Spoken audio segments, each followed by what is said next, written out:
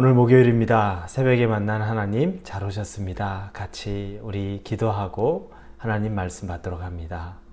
아버지 하나님 감사합니다. 이 아침이 너무 상쾌하고 또 감사하고 기쁩니다. 하나님이 허락하셔서 이 아침을 통하여서 오늘 하루를 기대하며 살기를 원합니다. 하나님 생명 주셨고 또 오늘 하루 하나님의 영광을 위하여 우리 각자 일터에서 삶의 터전에서 살아갈 때 조금 힘들고 낙심될 만한 일이 생긴다 할지라도 믿음으로 넉넉히 이기게 하시고 또 기쁘고 즐거운 일이 있다면 예수님의 이름으로 감사와 찬양이 우리 입술에서 끊어지지 않게 하여 주시옵소서. 하나님으로 말미암아 기뻐하는 삶이 오늘 하루 넘치기를 원하며 예수님의 이름으로 기도합니다. 아멘. 오늘 본문은 하박국 2장 1절에서 14절까지의 말씀입니다.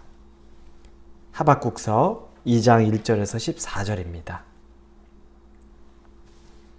하박국 2장 1절에서 14절입니다. 찾으셨으면 우리 1절부터 읽습니다. 내가 내 파수하는 곳에 서며 성루에 서리라. 그가 내게 무엇이라 말씀하실지 기다리고 바라보며 나의 질문에 대하여 어떻게 대답하실는지 보리라 하였더니 여호와께서 내게 대답하여 이르시되 너는 이 묵시를 기록하여 판에 명백히 새기되 달려가면서도 읽을 수 있게 하라. 이 묵시는 정한 때가 있나니 그 종말이 속히 이르겠고 결코 거짓되지 아니하리라. 비록 더딜지라도 기다리라. 지체되지 않고 반드시 응하리라. 보라, 그의 마음은 교만하며 그 속에서 정직하지 못하나 의인은 그의 믿음으로 말미암아 살리라. 그는 술을 즐기며 거짓되고 교만하여 가만히 있지 아니하고 스올처럼 자기 욕심을 넓히며 또 그는 사망 같아서 족한 줄을 모르고 자기에게로 여러 나라를 모으며 여러 백성을 모으나니 그 무리가 다 속담으로 그를 평론하며 조롱하는 시로 그를 풍자하지 않겠느냐. 곧 이르기를 화 있을진저 자기 소유 아닌 것을 모으는 자여 언제까지 이르겠느냐. 볼모 잡은 것으로 무겁게 짐진 자여 너를 억누를 자들이 갑자기 일어나지 않겠느냐. 너를 괴롭힐 자들이 깨어나지 않겠느냐. 내가 그들에게 노략을 당하지 않겠느냐. 내가 여러 나라를 노략하였으므로 그 모든 민족의 남은 자가 너를 노략하리니 이는 내가 사람의 피를 흘렸으며 또 땅과 성읍과 그 안의 모든 주민에게 강포를 행하였음이니라. 재앙을 피하기 위하여 높은 게 깃들이려 하며 자기 집을 위하여 부당한 이득을 취하는 자에게 화 있을진저 내가 많은 민족을 멸한 것이 내 집에 욕을 부르며 내 영혼에게 죄를 범하게 하는 것이 되었도다. 담에서 돌이 부르짖고 집에서 들보가 응답하리라. 피로 성읍을 건설하며 불의로 성을 건축하는 자에게 화 있을진저 민족들이 불탈 것으로 수고하는 것과 나라들이 헛된 일로 피곤하게 되는 것이 만군의 여호와께로 말미암음이 아니냐. 이는 물이 바다를 덮음같이 여호와의 영광을 인정하는 것이 세상에 가득함이니라. 아멘. 하박국 선지자는 1장 뒷부분에서 두 번째 질문을 하나님에게 합니다. 첫 번째 질문도 하나님 어떻게 하여 이 세상에 공의가 이렇게 사라졌습니까? 어떻게 하여 하나님의 정의가 사라졌습니까? 어떻게 하나님의 율법을 받들고 사는 민족들이 이렇게 율법 없는 자들에게 짓눌리고 무자비하게 핍박을 당하고 그들은 그렇게 잘 살고 우리는 이렇게 망할 수밖에 없습니까? 이야기를 하기 시작합니다. 하나님이 거기에 대한 답변을 주셨죠. 그러나 그 답변이 하박국 선지자에게 그렇게 마음을 시원하게 했던 것 같지 않습니다. 그래서 그가 오늘 두 번째 질문을 하나님에게 하는데 내용은 아주 비슷합니다. 그래서 하나님 앞에 1장 읽진 않았지만 1장 17절에 보니 그가 그물을 떨고는 계속하여 여러 나라를 무자비하게 멸망시키는 것이 옳으니까. 여러 나라를 무자비하게 멸망시키는 것, 그 중에 바로 우리 이스라엘이 있다는 것, 그게 하나님 옳습니까? 이렇게 두 번째 질문을 하나님께 하는 겁니다. 그리고 이 하박국 선지자는 도대체 하나님이 어떻게 말씀하시는지 한번 보겠다는 식으로 2장 1절에서 이야기합니다. 내가 내 파수하는 곳에 서며 성루에 서리라. 그가 내게 무엇이라 말씀하실는지 기다리고 바라보며 나의 질문에 대하여 어떻게 대답하실는지 보리라 하였더니, 도대체 하나님이 내 호소나 내 질문에 어떻게 응답하시는지 내가 한번 보리라. 왜냐하면 첫 번째 질문과 또 거기에 대한 하나님의 응답을 받았을 때 속이 시원하지 않았던 겁니다. 두 번째 질문을 던지고 하나님이 내게 어떻게 응답하실지 보리라 라고 이렇게 눈을 부릅뜨고 하나님의 응답을 기다리는 겁니다. 그런데 하나님이 응답을 주십니다. 여러분, 우리가 때로 하나님의 말씀에 납득하지 않아서, 하나님의 말씀이 납득되지 않아서 내게 다시 말씀해 주십시오 해도 하나님은 우리에게 응답하시는 분입니다. 우리가 지치지 않으면, 우리가 포기하지 않으면 오히려 하나님은 언제든지 우리에게 다시 응답 주시는 분이십니다. 하박국 선지자에게도 그가 내가 눈을 부릅뜨고 하나님이 어떻게 하시는지, 무슨 말씀을 하시는지 내가 한번 들어보리라 라고 할 때 하나님이 말씀하십니다.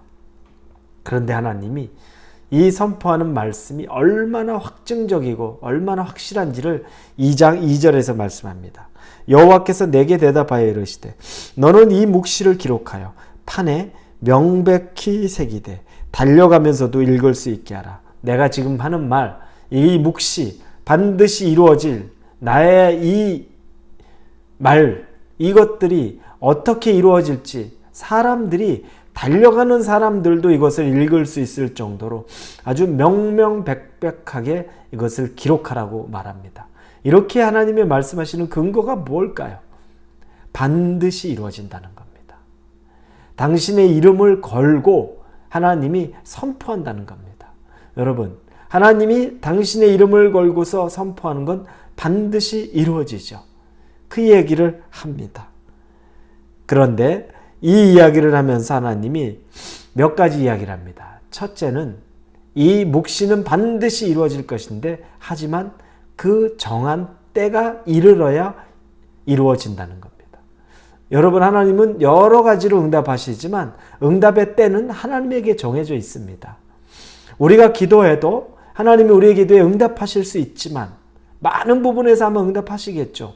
정욕으로 구하는 것이 아니라면 하나님이 우리의 필요를 아신 하나님이 많은 부분에서 응답하실 텐데, 그러나 그 때는, 정해진 하나님의 때는 반드시 있다는 겁니다. 이 때까지도 내가 원하는 것대로 해야 되겠다는 그 욕심은 우리가 버려야 합니다. 그래서 오늘 본문에 보니까 3절에 이 묵시가 정한 때가 있나니 그 종말이 속히 이르겠고 결코 거짓되지 아니하리라. 비록 더딜지라도 기다리라. 지체되지 않고 반드시 응하리라. 하나님이 말씀하시는 것은 기다리라. 정해진 때가 있다. 그러나 반드시 이루어질 것이고 또 생각보다 속히 이루어질 것이다. 너희는 기다릴 줄 알아야 된다. 이 기다림의 의미는 두 가지가 있습니다. 하나는 이 대생자, 갈대아, 즉 바벨론 사람들에게도 기회를 주는 것일 수 있습니다. 하나님이. 그들이 하나님 앞에 다시 교만을 버리고 하나님 앞에 다시 엎드려질 기회를 주는 것일 수도 있습니다. 또 하나는 우리에게는 인내를 가르치는 시간입니다. 빨리빨리 다 이루어지면 우리가 견디지 못하고 참지 못하고 인내하지 못하고 언제든지, 그러나 우리가 이렇게 시간이 지체되는 어려움 가운데 있을 때 이걸 인내하고 기다리는 연습을 하게 되면 하나님 안에서 우리가 조급하지 않고 성급하지 않고 하나님의 때를 기다릴 수 있는 사람이 된다는 겁니다. 그 훈련이 되는 거죠. 자, 이렇게 해서 우리에게는 기다리라, 응답하라 말합니다. 하나님, 그러나 4절에 보니까 보라, 그의 마음은 교만하며 그 속에는 정직하지 못하나 의인은 그의 믿음으로 말미암아 살리라 말합니다. 자, 이제 그들은 그들의 길을 가서 교만하고 정직하지 못하는데, 또 하나 우리에게 하나님이 요구하는 건 처음엔 인내, 기다리는 것인데, 두 번째는 믿음으로 우리의 길을 가라는 겁니다. 의인은 믿음으로 말미암아 살리라라고 말하죠. 세상의 사람들이 다 자기의 길을, 교만의 길을, 정욕의 길을 가도 우리는 거기에 흔들리지 말라는 겁니다. 기다리고 인내할 줄 알고 또 우리는 우리의 믿음의 길로 선택하고 갈 줄 알아야 한다는 겁니다. 그리고 때가 되면 하나님이 반드시 그 일을 이루신다는 겁니다.